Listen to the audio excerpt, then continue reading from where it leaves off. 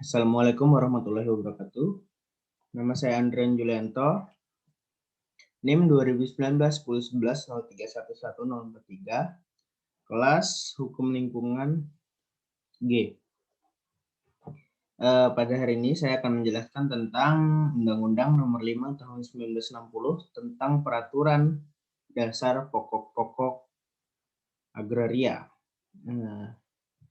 Pada undang-undang ini dijelaskan bahwa hukum agraria nasional harus memberi kemungkinan akan tercapainya fungsi bumi, air, dan ruang angkasa yang harus sesuai dengan kepentingan rakyat Indonesia serta memenuhi pula keperluasannya. Kemudian, bahwa hukum agraria nasional itu harus mewujudkan penjelmaan daripada ketuhanan yang Maha Esa, berkemanusiaan, kebangsaan, kerakyatan, dan keadilan sosial sebagai asas kerohanian negara dan cita-cita bangsa seperti yang tercantum di dalam pembukaan Undang-Undang Dasar.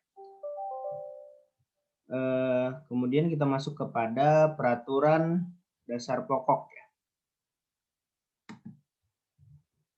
Pada peraturan dasar pokok, seluruh wilayah Indonesia adalah kesatuan tanah air dan seluruh rakyat Indonesia yang bersatu sebagai bangsa Indonesia. Yang kedua, seluruh bumi, air, dan ruang angkasa termasuk kekayaan alam yang terkandung di dalamnya dalam wilayah Republik Indonesia sebagai karunia Tuhan Yang Maha Esa adalah bumi, air, dan ruang angkasa bangsa Indonesia dan merupakan kekayaan nasional. Yang ketiga, hubungan antara bangsa Indonesia dan bumi, air, serta ruang angkasa termaksud dalam ayat 2 pasal ini adalah hubungan yang bersifat abadi. Yang keempat, dalam pengertian bumi, selain permukaan bumi termasuk pula tubuh bumi di bawahnya serta yang berada di bawah air. Kemudian pengertian air termasuk baik perairan, pedalaman maupun laut wilayah Indonesia.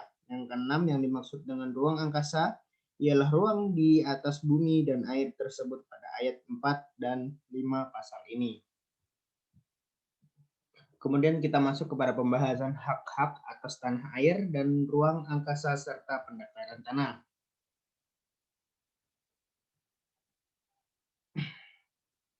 Adapun beberapa hak-hak atas tanah, yang pertama hak milik, hak guna usaha, hak guna bangunan, hak pakai, hak sewa, hak membuka tanah, hak memungut hasil hutan, hak-hak lain yang tidak termasuk dalam hak-hak tersebut di atas yang akan ditetapkan dengan undang-undang serta hak-hak yang sifatnya sementara sebagai yang disebutkan dalam pasal 53.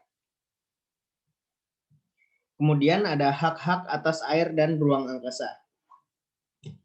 Hak-hak guna air, hak pemeliharaan dan penangkapan ikan, dan yang ketiga ada hak guna ruang angkasa. Kemudian kita, hak-hak tersebut juga meliputi pendaftaran tanah, hak milik, hak guna usaha, hak guna bangunan, hak pakai, hak sewa untuk bangunan, hak membuka tanah dan memungut hasil hutan, hak guna air, pemeliharaan dan penangkapan ikan, hak guna ruang angkasa, hak-hak tanah untuk keperluan suci dan sosial. Kemudian kita masuk kepada pendaftaran tanah. Untuk pendaftaran tanah sendiri, negara untuk menjamin kepastian hukum oleh pemerintah diadakan pendaftaran tanah di seluruh wilayah Republik Indonesia menurut ketentuan-ketentuan yang diatur dengan peraturan pemerintah meliputi pengakuan perpetaan dan pembukuan tanah, pendaftaran hak-hak atas tanah dan peralihan hak-hak tersebut, pemberian surat-surat tanda bukti hak yang berlaku sebagai alat pembuktian yang kuat. Kemudian kita masuk kepada dasar dari hukum agraria nasional.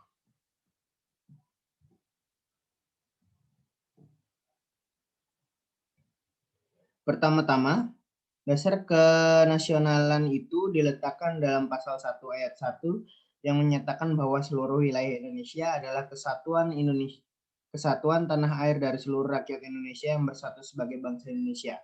Dan pasal 1 ayat 2 yang berbunyi bahwa seluruh bumi, air, dan ruang angkasa termasuk kekayaan alam yang terkandung di dalamnya dalam wilayah Republik Indonesia sebagai karunia Tuhan Yang Maha Esa adalah bumi, air, dan ruang angkasa bangsa Indonesia dan merupakan kekayaan nasional. Ini berarti bahwa bumi, air, dan ruang angkasa dalam wilayah Republik Indonesia yang kemerdekaannya diperjuangkan oleh bangsa sebagai keseluruhan menjadi hak pula dari bangsa Indonesia.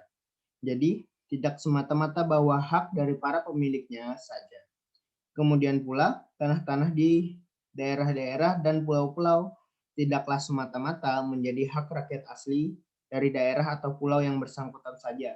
Dengan pengertian demikian bahwa hubungan bangsa Indonesia dengan bumi, air, dan ruang angkasa Indonesia merupakan ancaman hubungan hak ulayat, merupakan semacam hubungan hak ulayat yang diangkat pada tingkatan yang paling atas, yaitu pada tingkatan yang mengenai seluruh wilayah negara. Adapun hubungan antara bangsa dan bumi, air serta ruang angkasa Indonesia itu adalah hubungan yang bersifat abadi. Itu terdapat pada pasal 1 ayat 3.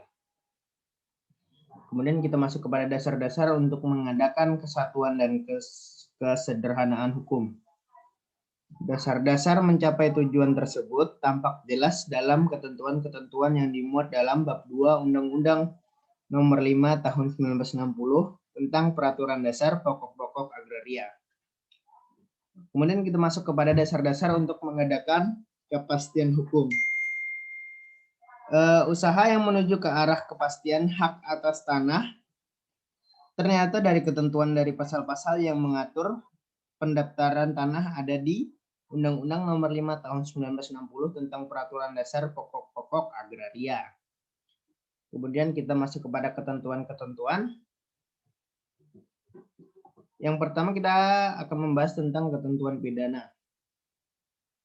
Yang pertama, barang siapa dengan sengaja melanggar ketentuan dalam pasal 15 dipidana dengan hukuman kurungan selama-lamanya 3 bulan dan atau denda setinggi-tingginya Rp10.000. Yang kedua, ada peraturan pemerintahan dan peraturan perundang-undangan yang dimaksud dalam pasal 19, 22, 24, 26 ayat 1, 46, 47, 48, 49 ayat 3, dan 50 ayat 2 dapat memberikan ancaman pidana atas pelanggaran peraturan dengan hukuman kurungan selama-lamanya 3 bulan dan atau denda setinggi-tingginya Rp10.000.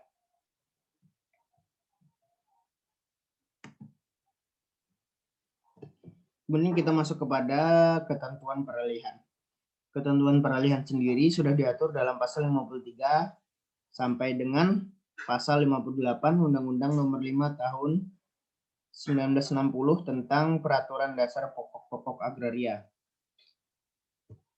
Kemudian kita masuk kepada ketentuan-ketentuan konversi.